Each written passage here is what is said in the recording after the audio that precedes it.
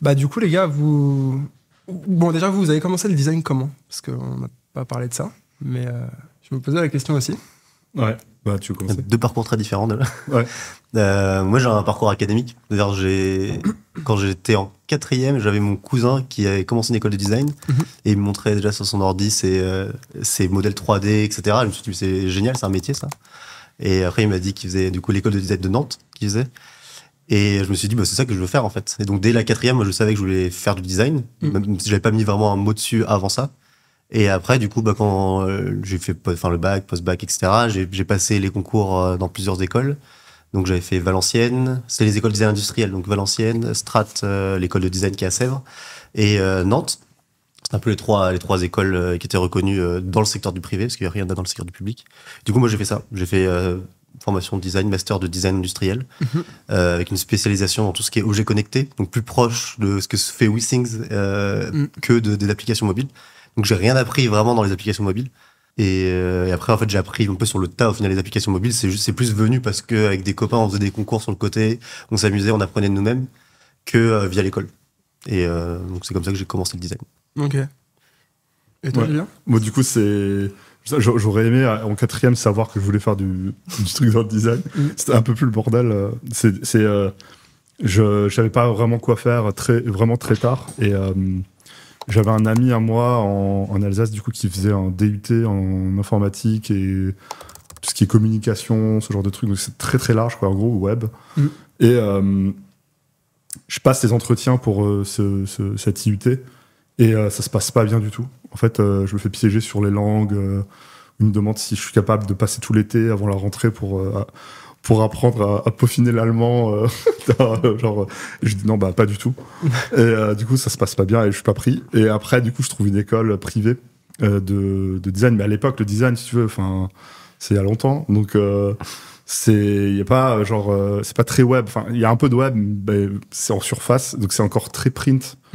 Et ça coûte ultra cher, faut mettre presque 10 000 balles de sa poche à l'année.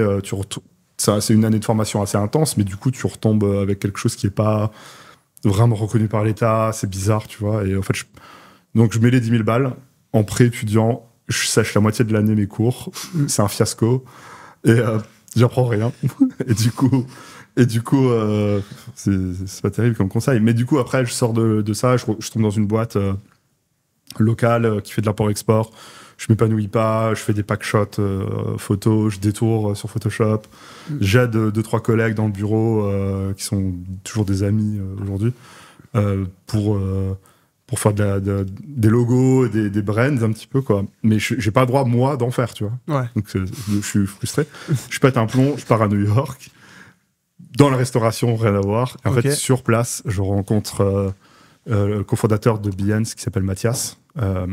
Et en fait, dans la même rue du resto, il y a donc Scott Belsky de Behance et Mathias Correa qui sont en train de créer Behance dans l'appart. Et ils m'invitent en fait à passer du temps avec eux au début, après le taf. Et en fait, ils me demandent si je peux me donner plus de temps, mais ils n'ont pas non plus les moyens de me payer, donc c'est un peu bizarre. C'est des Français? Non. Ok. Il y a Scott qui est américain et Mathias est espagnol, de Barcelone. Et en fait, ça faisait déjà 6 mois qu'ils étaient sur le projet, donc j'arrivais vraiment en plein dans le dur, du 0 à 1. Et moi, j'avais aucune idée de ce que c'était une start-up ou de designer en start-up, tu vois. Donc en fait, je fais mes armes là-bas, etc. J'apprends. C'est là que vraiment je découvre que c'est ce que je veux faire. Et après, je retourne en France et je me mets en freelance. Et puis, au fur et à mesure, je rencontre des clients comme ça, quoi. Et c'est quoi le truc qui vous a vraiment fait kiffer dans le design? Parce que, je sais pas, le truc qui vous a fait... Tu vois, là, tu dis, je découvre... Ouais. Je pense que c'est la création. T'as une idée, tu fais quelque chose. Enfin, en fait, moi, j'ai toujours aimé, tu vois, genre les Lego. Genre, avant, je voulais être créateur de jeux vidéo, inventeur de Lego. Tu sais, ça a toujours été de créer des choses. Ouais. Et ce qui est cool dans le design, c'est très vaste le design, c'est comme dire l'engineering, tu vois, c'est très vaste. Dans les applis mobiles, plus spécifiquement, c'est qu'en fait, le coût à l'entrée, c'est juste du travail. C'est un ordi, t'as un ordi, tu peux faire du design, grosso modo. Alors que si tu fais du design industriel, par exemple, il faut faire une chaise, machin, il faut de la distrib, il faut des stocks. C'est beaucoup plus galère de faire du design, quoi. Et Et du coup, je pense c'est quand on s'est mis à faire avec nos potes du coup des concours, à faire des applis mobiles, des machins. En fait, on s'est rendu compte que il y a qu'un pas entre créer une appli pour un concours, pour le fun, et en fait la sortir réellement. Et c'est comme ça que c'est ça qui fait kiffer dans le design. Tu vois, t'as besoin d'un ordi, tu passes du temps, t'as une idée, et derrière tu peux créer ce que tu veux, quoi. Ouais, il y a un peu de ça. C'est ce côté infini, un peu. Ce côté, tu peux faire quelque chose dans ton coin qui peut toucher potentiellement des milliards de gens. En fait, il y a ce côté un peu surréaliste, je trouve, de se dire, ça se trouve, ce que je vais faire là va être utilisé ou va être vu par des millions, des milliards de gens. Je pense que la partie émergée de l'iceberg aussi, le design. C'est-à-dire, il y a un truc qui nous touche, je pense, c'est d'avoir la réaction des autres. C'est de faire un truc que tu mets dans les mains des autres et de voir comment est-ce qu'ils réagissent. Derrière, C'est ça qui fait ça peut être la reconnaissance, mais plus que ça, des fois, c'est les émotions aussi que tu suscites. Pas forcément dire, tiens, ça m'apporte quelque chose à moi, mais des fois, tu te dis, chacun est différent, tu vois, par rapport à ça. C'est un peu comme, je dis pas c'est de l'art, parce que pour moi, c'est pas genre tu poses des questions, c'est plus tu réponds à une question. Le design, c'est plus un problème de créatif que d'artiste. Mais il y a ce challenge, tu vois, de réussir à trouver la bonne solution au bon problème, de le faire tester et de voir que t'as posé la bonne hypothèse et t'as trouvé la bonne solution. C'est ça qui, en tout cas, c'est ça qui me fait kiffer personnellement. Ouais, c'est intéressant ce point de vue-là de créatif et d'artiste. C'est une question qui revient souvent. Moi, je me suis souvent battu avec des gens qui disent c'est de l'art le design. Et Julien a fait il a fait un talk il y a pas longtemps là-dessus, mais pour moi c'est pas de l'art, tu vois. Et être un artiste, c'est poser des questions. Moi, je pense pas du tout être un artiste. Je pense être un créatif. C'est-à-dire t'as des problématiques et j'essaye de prendre toutes les problématiques possibles et de trouver la solution, quoi. Ouais. Ou des solutions. Ok. Et alors du coup, comment vos chemins se croisent? Comment est-ce que vous vous rencontrez? Ouais, c'est marrant parce que moi, ça faisait déjà plusieurs années que je connaissais Alexis Bonillo et Antoine Martin de Zenly. Le premier contact qu'on a eu, c'est en 2011, donc très tôt, quand ils étaient sur Alertas, avant Zenly. Et je crois que toi aussi, mais sur une track parallèle. Et du coup, je suis pas disponible pour bosser pour eux. En plus, au même moment, je suis dans des pipes de recrutement avec des boîtes aux États-Unis, etc. Et j'ai l'espoir de me dire je vais pouvoir y aller, et ça marche pas comme je veux. Et du coup, je refile le contrat à un ami à moi. Et les années passent, chacun fait son truc de son côté. Et en fait, à un moment donné, eux, ils pivotent vers Zenly.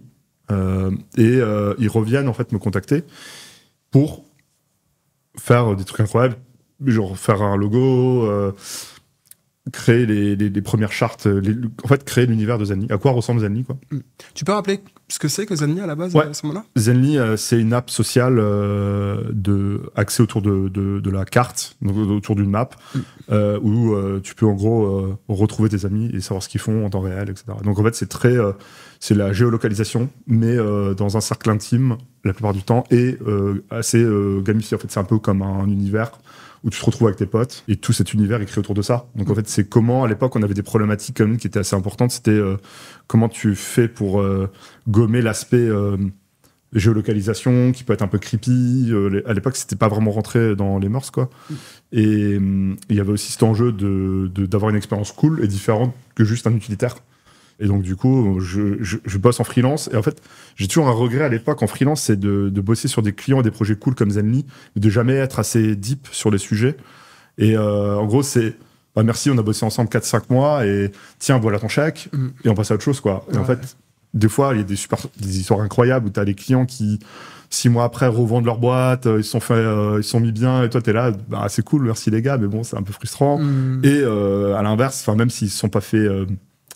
Il n'y a pas eu d'acquisition ou d'exit, t'as envie d'en avoir plus, mais eux, ils veulent juste que tu sois là en freelance pour une mission précise, et souvent, ils prolongent pas, ou ils vont prolonger un peu, mais sans plus, quoi. T'étais aussi en freelance, toi, Nico? Non, je n'étais pas en freelance. Moi, j'ai toujours monté des boîtes avant Zenly. Okay. Donc, j'étais entrepreneur, enfin, j'étais en CDI à ce moment-là, mais j'avais rejoint une startup, pareil, qui s'appelait Lip. Ouais. Voilà. Et du coup, on bosse en freelance. Et en fait, il me faut une proposition pour les rejoindre en CDI au bout d'un an. J'hésite parce que mon CA à l'époque est bien supérieur à l'offre que je reçois en CDI, 100 parts.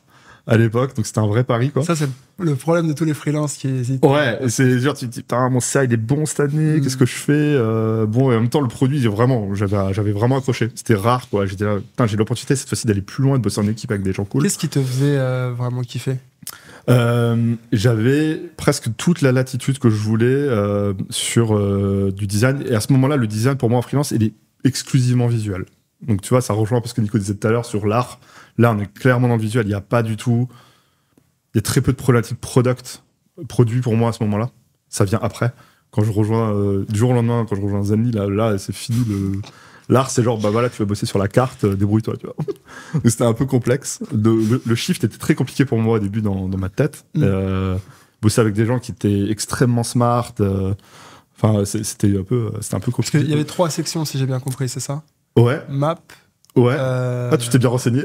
J'ai fait mes devoirs. Ouais. Map, engagement et onboarding, ouais. Ça de te souvient mémoire. de ça? Ouais, et toi, tu gérais la partie engagement? J'étais engagement, je crois que c'était ça. Hein. Ouais, oui, c'est ça. Mais c'était vraiment au tout début, parce qu'après, il y a toujours eu plein de redécoupages. Et du coup, pour revenir à ta question, comment on s'est rencontrés, bah, c'est vraiment au début de Zenly. Hein. Parce que moi, comment ça s'est passé, c'est que j'étais dans une startup qui s'appelait Leap, du coup, que j'ai commencé, même pendant mes études, pendant mon master, j'étais déjà à mi-temps, en fait, dans cette startup. Et en fait, on arrivait un peu à court de fond, de cash. Je sentais que ça battait de l'aile. On s'était un peu tous mis d'accord sur fallait partir chacun dans des boîtes. Et à ce moment-là, moi, j'avais fait un peu un roadshow de toutes les startups que je connaissais à Paris pour savoir dans quelle startup j'avais envie de m'investir. Et du coup, à la fin, j'avais 2 possibilités. J'avais soit aller chez Blablacar pour en gros monter la section prototyping, parce que j'étais très à fond sur tout ce qui était prototype vers 2016. C'est là au moment où il y avait une dizaine d'outils en même temps. Donc en fait, chaque outil avait un peu ses spécificités. Donc moi, j'adorais ça à ce moment-là. Et j'avais fait des protos pour eux et ils avaient pas mal aimé. Donc ils me proposaient un poste là-dedans. Et après, Zenly, je les avais rencontrés parce que j'avais organisé des tests utilisateurs chez Leap, justement, et vu qu'on avait vraiment pas d'argent, pour te dire, hein, on faisait payer 50 balles, je crois, mais en fait, on faisait venir d'autres boîtes. Donc, il y avait Alexis Doro de Bankin qui était venu, et Nicolas Dancy, qui était le designer à ce moment-là de Zenly. Ils étaient venus faire des user tests, et les gens, ils faisaient 20 minutes avec Leap, 20 minutes avec Zenly. Donc, on avait même optimisé les 50 balles, tu vois. Donc, on était vraiment ric-rac.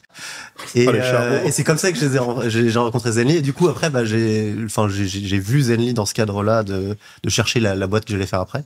Et j'avais ce deal de est-ce que je vais chez Zenly faire encore une boîte sociale. Moi, avant, j'avais fait 4 startups sociales. Hein. Donc, pour moi, je me disais déjà, j'arrête de faire ça. Ça te saoulait Non, c'est pas que ça me saoulait, c'est plus que j'adorais ça, mais je voyais pas la finalité. Je me disais...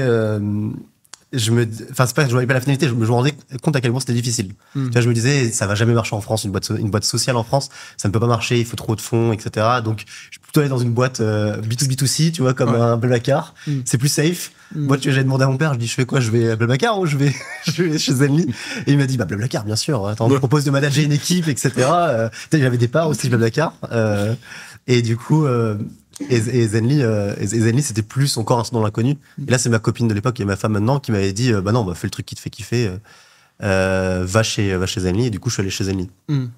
Et c'est là où on s'est rencontrés. Du coup, pour bridger. Ce qui est marrant, c'est que on savait pas du tout, moi, pendant les mois de contact avec justement Antoine, Alexis et Nicolas, qui était le CPO en fait à l'époque. Et en fait, il y avait déjà aussi 2 designers, on n'en parle pas souvent, mais il y avait déjà 2 designers en plus de Nicolas Dancy qui étaient sur place. C'était Alexis Lin, qui est aujourd'hui chez Fabulous, et il y avait Christophe Kerevel, qui est parti chez Meta à Londres. Elle a fait Conto Meta, je crois. Ouais, Conto Meta, exactement. Passage éclair chez Conto. Et en fait, en arrivant, je sais pas, on prend un peu beaucoup de place avec Nico tout de suite. Et du coup, on se connaissait pas. Et donc, c'était un peu genre, mais du coup, t'es là pourquoi, toi? Bon, c'est pas entendu dès le début, Julien. Parce que, en fait, vu qu'on a une approche très différente du design, tu vois, lui, il vient plus, comme il t'a dit, du visuel, etc. Ouais. Moi, je viens plus de la technique, peut-être, avec les prototypes, etc. Même l'école de design, donc un peu des fondamentaux, plus sur la théorie, etc. C'est mis d'accord presque dès le début, ouais. On se regardait un peu, on essayait de comprendre comment l'autre fonctionnait au début. On n'a pas directement matché et après on a compris qu'en fait on avait des forces complémentaires. Mais vous bossiez pas dans le même service, donc vous bossiez ensemble quand même? Non, mais c'est la même app. Donc ouais. Et puis par extension, je bossais sur l'équipe Map. À l'époque, était beaucoup plus petite que Engagement, qui englobait quasiment toute l'app. Okay. Mais par extension, du coup, je bossais j'étais transverse. par justement tout ce que j'avais fait auparavant sur l'univers, la vibe. Donc j'essayais de jumper en fait sur toutes les équipes en plus de la map pour un petit peu aider là où il fallait. Puis t'étais plus senior que moi aussi à l'époque. Quand Julien est arrivé, lui, t'avais combien d'expérience dans les potes? J'avais 9 ans. Ouais, c'est ça, 9 ans. 9 ans. Enfin, avec Julien, on a quelques années d'écart. C'est pour ça aussi que quand tout à l'heure tu disais l'approche du design, bah forcément t'as pas la même, parce qu'au moment où toi tu as commencé, bah il y avait pas la même visibilité sur le design que moi. Enfin moi j'avais déjà, toi t'avais même pas l'iPhone quand t'as commencé le design. Non. Voilà, donc c'était à peu près au moment où j'étais à New York chez Behance où c'est sorti. Je l'ai pris là-bas, tu vois. Donc, il a acheté l'iPhone quand il est sorti. Alors que moi, tu vois, quand j'ai fait du design, bah il y avait déjà des apps. Enfin, c'était moi, c'est sur iPhone 4. Je me souviens quand j'ai commencé à faire des apps. Ouais. Donc il y avait déjà l'iPhone, il y avait déjà des apps en exemple. Donc j'ai connu le skeuomorphisme quand même au tout début. Et donc je voyais j'ai connu moi du boulot que Julien faisait, genre des app icons qui avaient été pas mal visibles à l'époque, avant de connaître Julien. Genre quand il m'a montré, quand il m'a dit que c'était lui qui les avait faites. Bah, je me souvenais de ces icônes, tu vois. Donc moi, j'ai connu 1 an de skeuomorphisme, mais j'ai jamais excellé du tout là-dedans. Et quand il y a eu le flat design qui arrive à ce moment-là, pour moi, c'était pas une bénédiction, parce que du coup, je pouvais aller beaucoup plus vite dans résoudre mes problèmes et mes hypothèses, et pas passer du temps à faire de la couture, à faire du bois, du bois ou 3 semaines sur un screen, brosser du métal, tu vois. Mais au début, moi, je faisais des designs, c'était sur Photoshop, hein, pareil. C'était un screen, un PSD. Ouais, c'est ça. C'est insupportable, tu vois. Genre, tu passais tellement de temps. Après, il y a eu Sketch, après Figma. Là, vous êtes sur Figma. Bien sûr, ouais. Ok, mais alors, du coup, tu parlais de vibe, là? La vibe Zenly? Ouais. C'est quoi la vibe Zenly? Enfin, qu'est-ce qui a fait l'ADN de Zenly à ce moment-là? C'était quoi la vision quand vous rejoignez Zenly, tous les deux, pour... En fait, ça commence... perso, moi, ça commence dès le début sur le logo. Traditionnellement, les logos clients, c'est souvent des métaphores par rapport au nom, par rapport au produit. Ça va pas creuser beaucoup plus loin, tu vois. Alertos. Alertos, tu vois, genre... là, Zenly, en fait, le brief, c'était... Il n'y avait pas de brief. Donc, en fait, j'avais fait plusieurs itérations sur... Déjà, moi, je suis pas très logo, quoi. Donc, c'était très bizarre pour moi, à ce moment-là, qu'ils me demandent de faire des logos. Alors qu'auparavant, j'avais fait des sets d'emojis, des itérations sur la typo, sur... c'est anciennement ce qu'on appelait un design system, c'était une petite charte graphique vite fait, un truc qu'on peut utiliser dans l'app, je sais quoi les couleurs primaires et secondaires, quoi, ça s'arrêtait là. Et du coup, ce logo, en fait, je crois il y avait 20 trucs différents, il y avait des animaux, il y avait des mascottes, il y avait des trucs incroyables, mais... Raton laveur. Raton laveur, exactement. Et rien, ils les avaient affichés dans le bureau. Tout le monde kiffait. Attends, vous êtes passé d'un raton laveur à... Il y a des montgolfière avec des yeux. Avec des yeux. Ouais, il y avait un sourire sur une montgolfière, c'est incroyable. Parce que du coup, la montgolfière, c'est horrible. Faudrait que j'ai publié ces trucs. En fait, t'as la montgolfière, genre, la métaphore, c'est en fait, vue du ciel, et donc du coup, t'as ta petite carte en bas avec tous tes potes. C'était quoi le raton laveur, du coup? Le raton, je sais pas. Je sais pas pourquoi. Du coup, c'était l'enfer, ouais.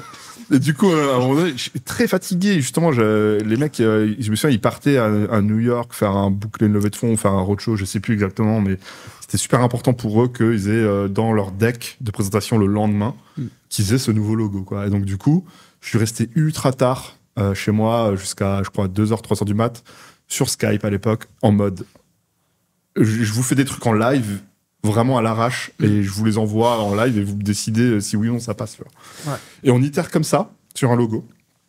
Et à un moment donné, ils me mettent en pause pendant 1 heure parce qu'ils décident en temps réel, là, chez eux, dans leur bureau à Paris, sur la décision à prendre. En fait, j'étais venu avec cette idée de glace un peu bizarre que j'avais repris de l'emoji d'un set précédent que j'avais fait. Je l'ai un peu changé sur les couleurs, je l'ai pimpé, etc. Et en fait, ils me disent, mec, c'est incroyable, on part sur la glace. Et je fais, mais comment ça? 3h du mat, on part sur la glace. Les gars, faites ce que vous voulez, tenez, voilà le fichier. Et genre, le lendemain, je vais me coucher. Et le lendemain, je me réveille, je me dis, c'est pas possible. Pourquoi ils ont choisi la glace, tu vois? En fait, voilà, il n'y a pas de raison. Ils ont dit, c'est tellement... Donc la vibe Zenly, c'est quoi? Ça commence comme ça, en disant, c'est complètement lunaire. Je pense que t'as toujours été en décalage.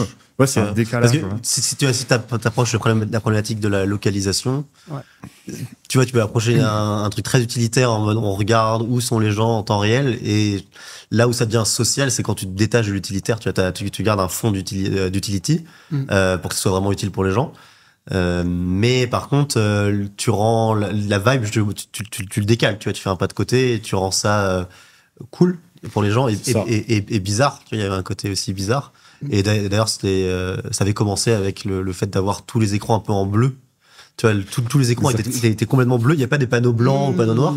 Parce que du coup, ça faisait que quand tu regardais quelqu'un qui utilisait l'appli, tu disais, mais c'est quoi de loin? C'est quoi cette appli bleue? Du coup, ça créait du bouche-oreille, quoi.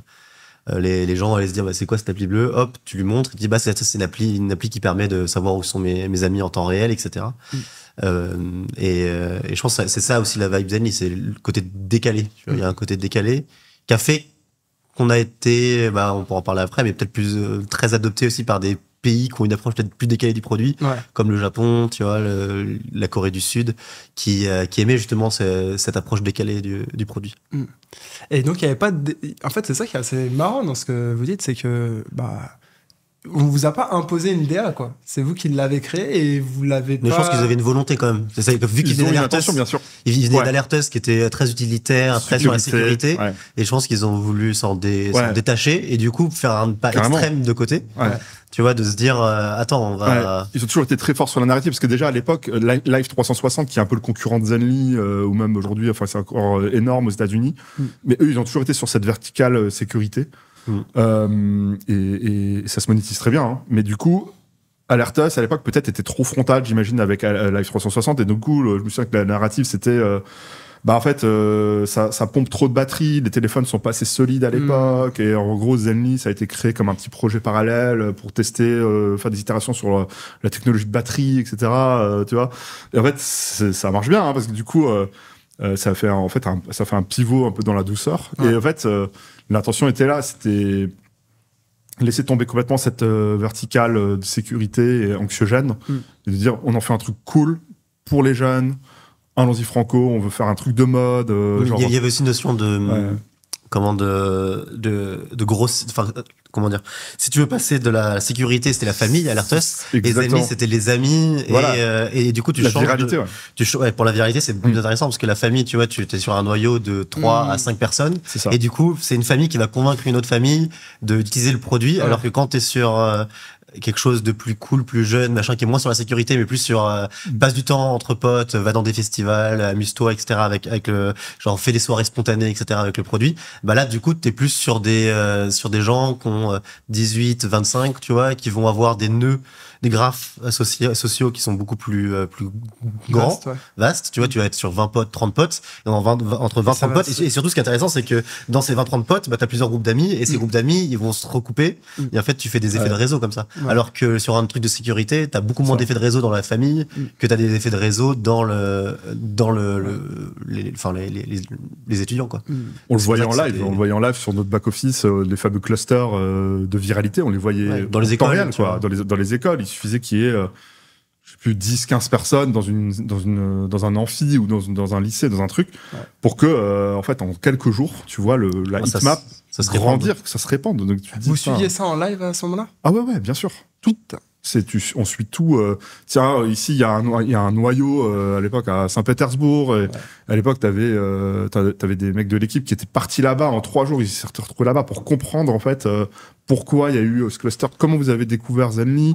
Expliquez-nous. Qu'est-ce que vous avez fait? Ah, vous avez fait des soirées, etc. Enfin, en fait, on a eu tellement d'apprentissage à l'époque. C'était incroyable. Et donc, vous parliez à vos utilisateurs? Oui, énormément. Non-stop. Et à quel point ça a influencé votre design, justement? Parce que j'ai l'impression qu'il y a quand même une grosse part d'intuition dans ce que vous faites. Est-ce que vous laissez quand même la place c'est un vrai sujet, à l'écoute, tu vois, au feedback? C'est les deux. En fait, quand tu fais une expérience, il faut prendre tous les signaux faibles possibles. Donc autant de la data, tu vois, que du test utilisateur, que des intuitions personnelles, tu vois, intrinsèques, que du feedback en interne dans l'équipe, parce que nous aussi on utilisait tous notre produit. Donc forcément on avait des retours d'expérience personnels, tu vois, aussi sur le produit. Et en fait c'est un peu ce mélange de tout qui fait que on a une nouvelle idée, on fait une nouvelle fonctionnalité, etc. Mais il n'y a pas de parole sacrée. Si tu veux. Même en interne, c'est pas parce que quelqu'un veut quelque chose qu'on le fait, parce qu'un utilisateur nous dit quelque chose qu'on le fait. C'est plus le résultat du mélange de tous ces signaux faibles qui fait qu'on va se dire tiens, ça ça sort du lot, tu vois. Et surtout s'il y a un truc qu'on faisait beaucoup, je pense, c'est on est des éponges, tu vois. On laisse beaucoup les choses infuser en nous et après on sort avec une conviction. Mais en fait, cette conviction, c'est le résultat de tests utilisateurs, de stats qu'on a regardés, d'apprentissage, de discussions avec d'autres personnes dans d'autres startups aussi. Tu vois, et en fait, on se nourrit le maximum de ça et après on recrache Donc on recrache un peu le résultat de tout ce mélange qui s'est fait en interne. En brainstorming ou Bah des fois c'est en discussion. Tu vois, on va faire un déjeuner avec Julien, on va échanger et en fait en résultat de ce déjeuner on va partir sur une idée. La culture elle était, c'est toujours le cas d'ailleurs chez Amo, mais la culture elle est extrêmement produit quand même. À l'époque, Antoine est très produit et genre Nicolas Dancy il était aussi pas mal et nous derrière du coup t'avais tout.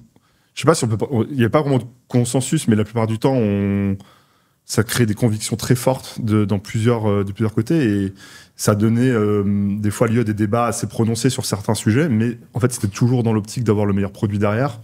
Et souvent, bien sûr, on a fait des erreurs sur plein de trucs, mais en fait, des fois, on a eu des idées incroyables qui ont...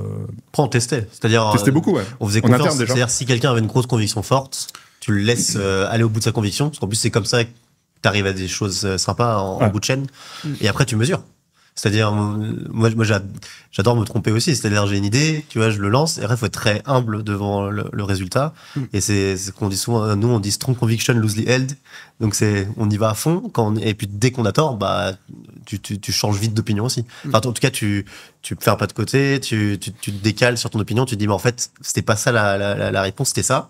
Et des fois, la deuxième fois, c'est la bonne. Des fois, c'est la énième fois qui est la bonne. Ça dépend combien de temps tu as envie de passer sur cette hypothèse, quoi. Tu disais un truc intéressant, Julien, c'est que le logo, vous l'avez fait en Skype, du coup, jusqu'à 3h. Mais du coup, vous regardiez ensemble, vous étaliez ensemble les différents prototypes que tu pouvais faire. Ouais. Et ça, vous l'avez gardé par la suite. Si je me trompe pas, il n'y avait pas de product manager après chez Zalmi au début. Au début, non. On en faisait ça, ouais, c'était un peu... C'est un électrochoc pour moi, parce que dans tous mes tafs précédents ou en freelance, il y a toujours eu en fait quelqu'un qui gérait le projet, tu vois, pour moi, que ce soit au niveau des spécifications, du cahier des charges ou même genre la delivery, enfin comment ça se passe, tu vois.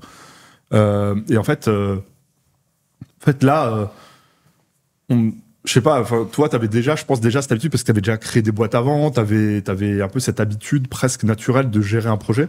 Ou peut-être même, t'avais même des formations, t'avais suivi une formation en cours, ou je sais pas, tu vois, mais moi, je sais pas, genre, c'était lunaire, quoi. Genre, je débarque, il fallait exécuter du design, presque avec quelques recommandations. Donc, sur un sujet qui est complètement nouveau pour moi, travailler sur des trucs, des interactions sur la map, comment on affiche ses amis sur la map, des informations, genre selon les niveaux de zoom, enfin bref, un enfer. Et du coup, aussi derrière gérer le projet au sein de cette équipe avec des développeurs qui ont des QI de 400 et des égos genre avec des fortes têtes, tu vois. Coucou Charlie. Et du coup c'est comment je fais pour avancer là-dedans, tu vois. Genre c'était trop dur et donc je pense que il y avait pas de product manager parce que c'était que des experts qui étaient réunis ensemble et qui voulaient monter un projet, tu vois. En fait, il n'y a pas vraiment besoin de ce poste qui est un peu un poste de synchronisation, tu vois. Je parle plus dans la partie project du product manager. Quand tu travailles en fait avec des gens qui sont très seniors dans leur domaine, en fait, il suffit de les laisser se parler. Tu vois, l'équipe était aussi petite. Quand on a rejoint, il y avait une vingtaine de personnes. Au tout début, tout le monde se parle. Au final, c'est quand tu montes une boîte, t'as pas besoin d'un manager qui va synchroniser les gens, etc. Moi, j'avoue, quand j'ai commencé Zalmi, je connaissais même pas le métier de product manager. Parce que ce que je faisais avant, en fait, j'avais monté des startups. Quand tu montes une startup, bah, tu fais ton design, tu dis, bah, je sais pas coder. Enfin, je fais du HTML, tu vois, sur le site du zéro. Voilà. c'est tout ce que je sais faire. Du coup, bah, faut que je trouve un développeur. Donc, tu vas trouver un gars qui sait développer. Et tu lui donnes ton design, il développe, il te renvoie un truc qui est pas du tout ce que t'as designé. Tu lui dis, bah non, faut changer. Et tu fais le travail du product manager avec le développeur vis-à-vis de ton design.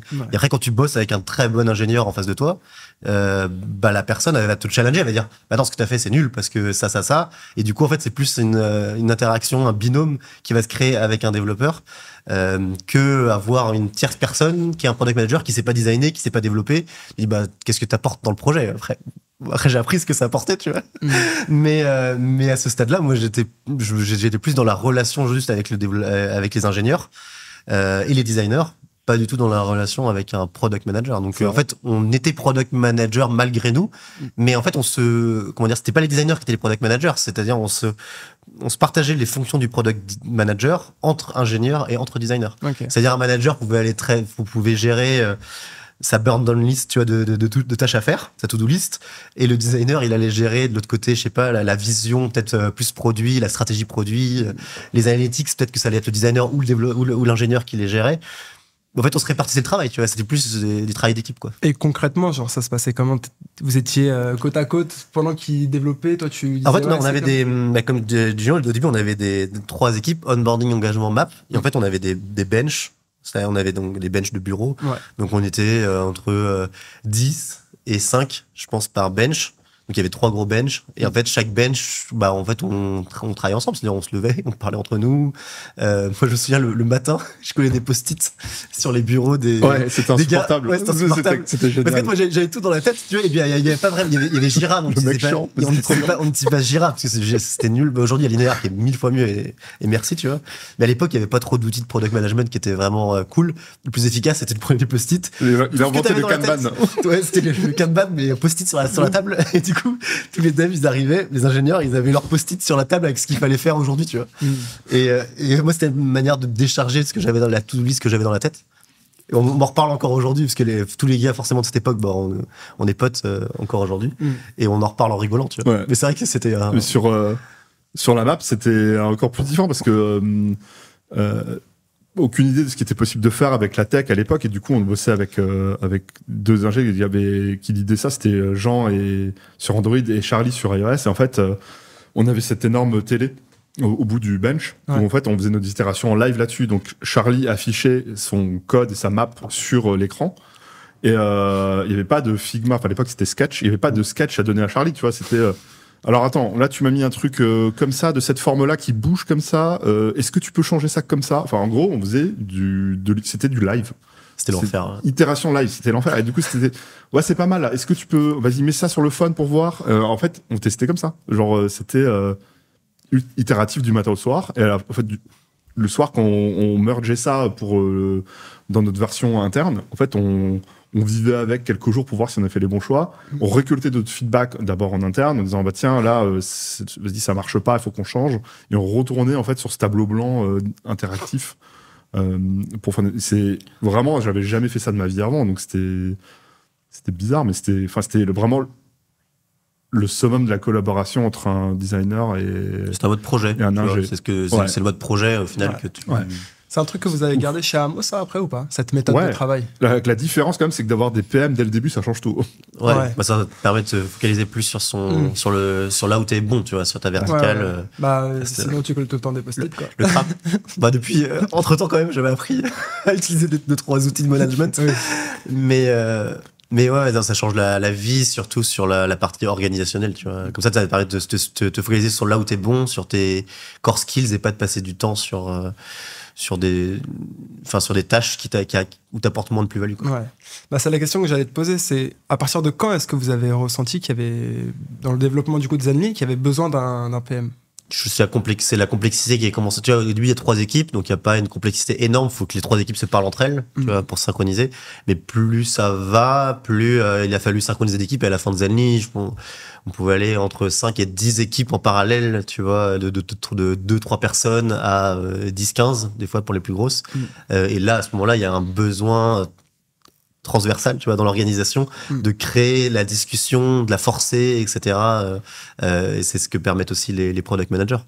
Moi, je t'avoue, je jonglais entre des fois j'étais product manager, des fois product designer en fonction des besoins, mais genre je revenais toujours à faire du design, puisque c'est de résoudre le problème qui est intéressant, tu vois, c'est de crafter la solution qui est drôle.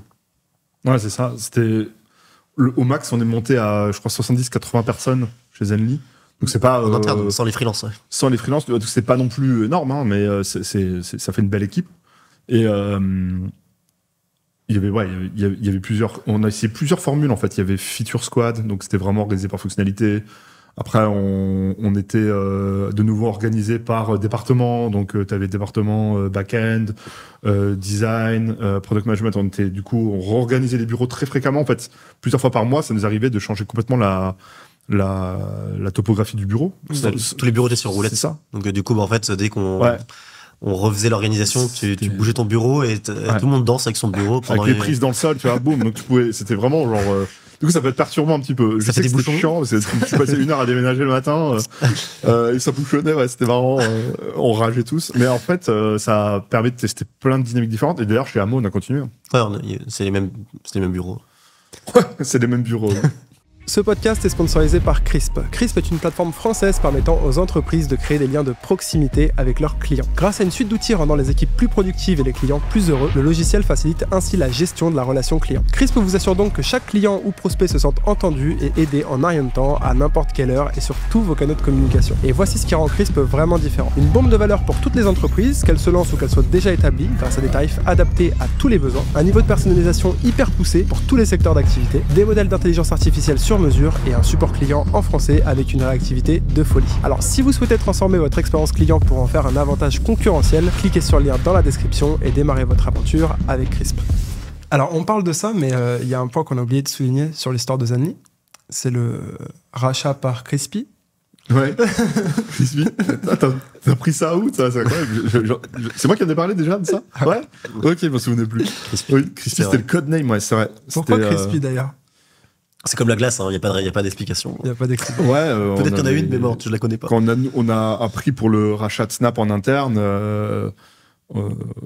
il a eu 1 mois ou 2, je sais plus. Il y a eu pas mal de temps entre l'annonce.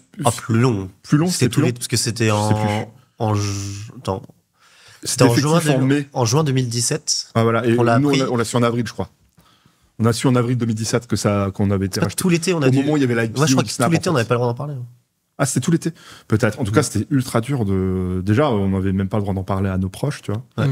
Donc, comment tu veux. Je veux dire, pour nous, c'était lunaire. Genre, on n'est pas des agents de la CIA, tu vois. Donc, c'est mon taf. C'était bizarre de pas en parler. Donc, c'était. On comprenait, tu vois, mais c'était dur. Et du coup, ouais, c'était resté Crispy. Mais alors du coup ça c'est en 2017. Ouais.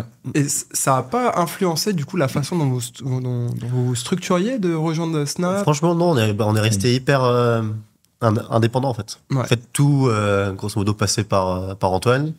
Lui il filtrait tout le signal qui venait de Snap. Et après en fait nous on opérait vraiment de manière indépendante, donc ça c'était très bien. Tu vois, sur la partie Zenly, on a vraiment été protégé, on va dire, de l'influence de notre culture. Ouais. Donc on a vraiment gardé une culture Zenly au sein de Zenly. Et dès qu'il y avait des choses à apprendre ou des bénéfices à partir nous, tu vois, chez Snap pour interagir avec des gens de chez Snapchat pour apprendre des choses, bah on le faisait. Et vice versa, tu vois, des fois il y a des gens de Snapchat qui venaient chez nous et c'était plus des échanges spontanés comme ça qui se faisaient de partenaires, tu vois, plutôt qu'une sensation de on a un autre management, tu vois, au-dessus. On a un management sur le management. On n'a jamais ressenti vraiment ça. Il n'y avait pas de discussion de créatif entre Snap et Zenly, du coup? Si. On avait Jack Brody qui venait nous voir de temps en temps, quand même. On était dans le Slack des designers de Snap. Donc, on voyait ce que faisaient les designers de Snap. Les designers de Snap, ils voyaient ce qu'on faisait. On parlait, tu vois, les uns les autres. Moi, il y avait un designer qui est français, Laurent Destray, un français qui était designer chez Snap, que je connaissais d'avant. Donc, du coup, on avait aussi un canal privilégié, on va dire, entre nous. Et on débattait, tu vois, on avait des idées. Forcément, j'avais des idées pour Snap, je les donnais à Laurent avait des idées pour Zenly, me les donnait, vice versa, tu vois. C'est des échanges de bons procédés, quoi. Mais ça n'avait pas d'impact sur l'organisation. Non, aucune. En fait, même pas. C'était même. Je pense qu'on était vraiment le petit poussé aussi par rapport à Snap à l'époque. On avait beaucoup de choses à prouver. Bien sûr, nos DAU, je crois, au moment du rachat, c'est pas la même échelle. Nos utilisateurs quotidiens, du coup, c'était. Donc c'est incroyable d'avoir été racheté à ce moment, dans cette phase-là de Zenly. Ouais. C'est un pari, quoi. C'est un énorme pari pour Snap de dire, vas-y, on investit sur cette boîte. Et c'était où ces utilisateurs?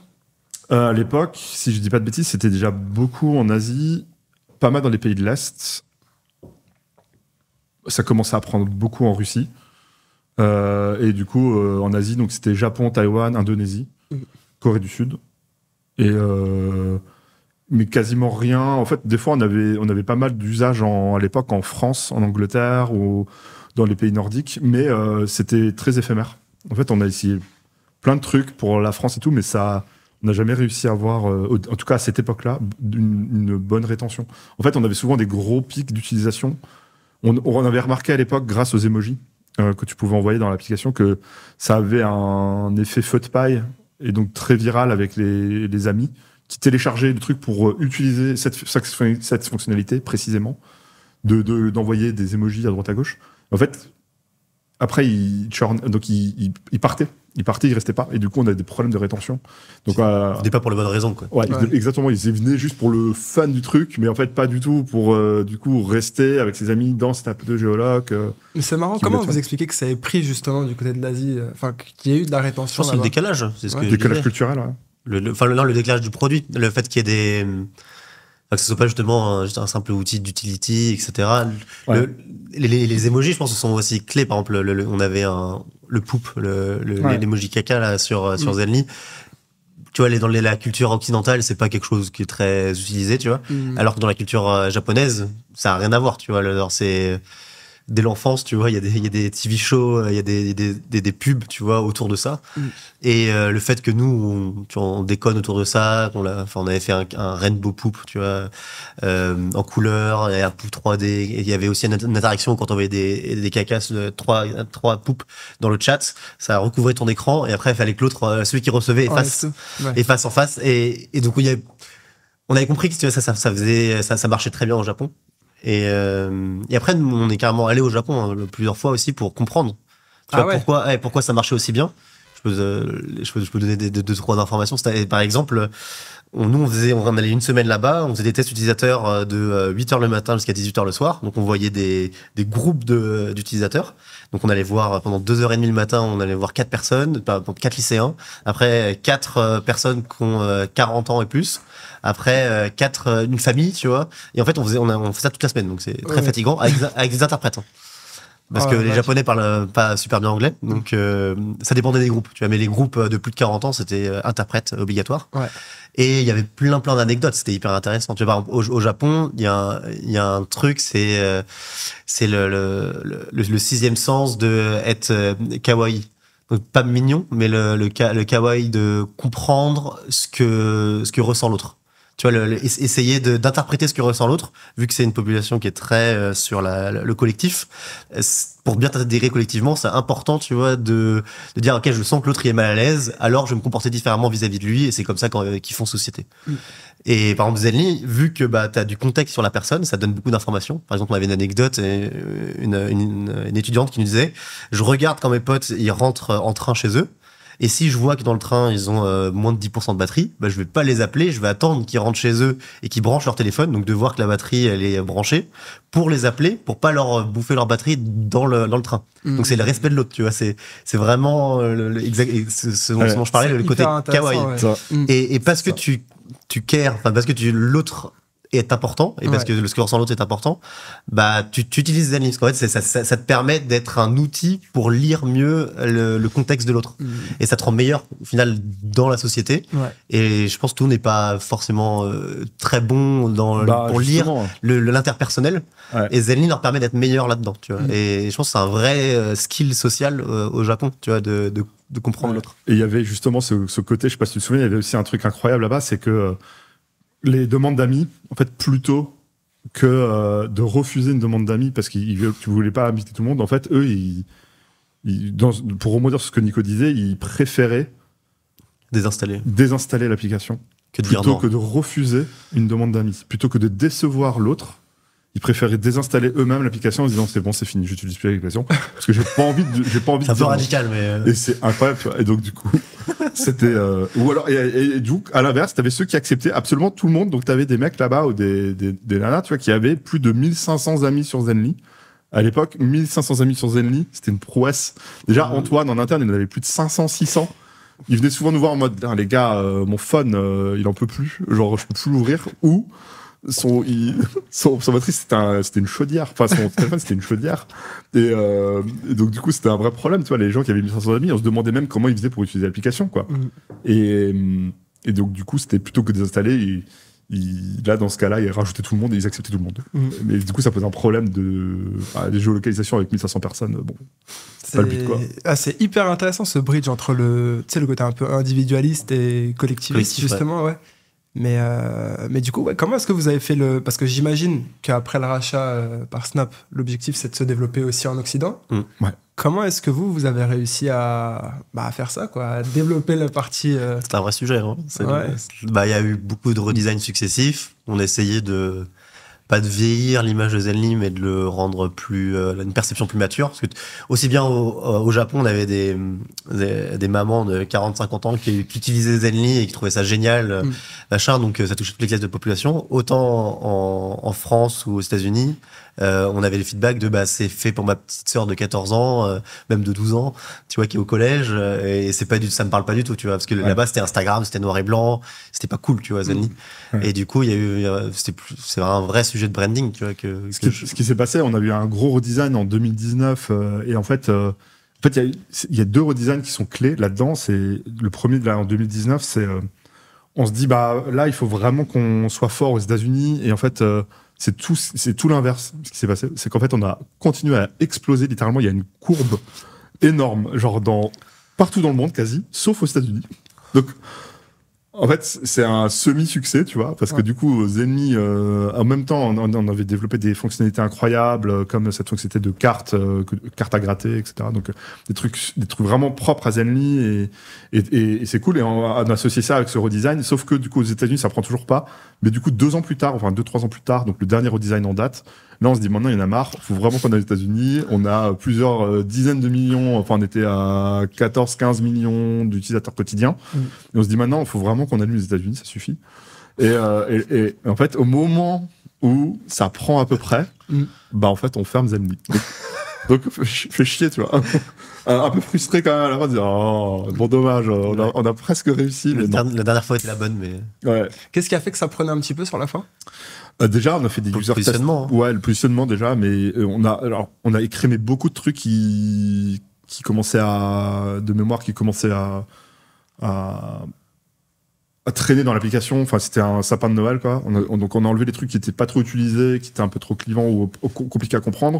On a gardé l'essentiel, et surtout, on a développé cette fonctionnalité. Nico a beaucoup bossé là-dessus. C'est tout ce qui est check-in. Donc, des usages beaucoup plus matures que juste des jeunes, tu vois. C'est quelque chose que jusqu'à 30-35 ans, c'est un truc qui est assez ancré, à l'époque par Foursquare ou Swarm, ce genre de truc, tu vois.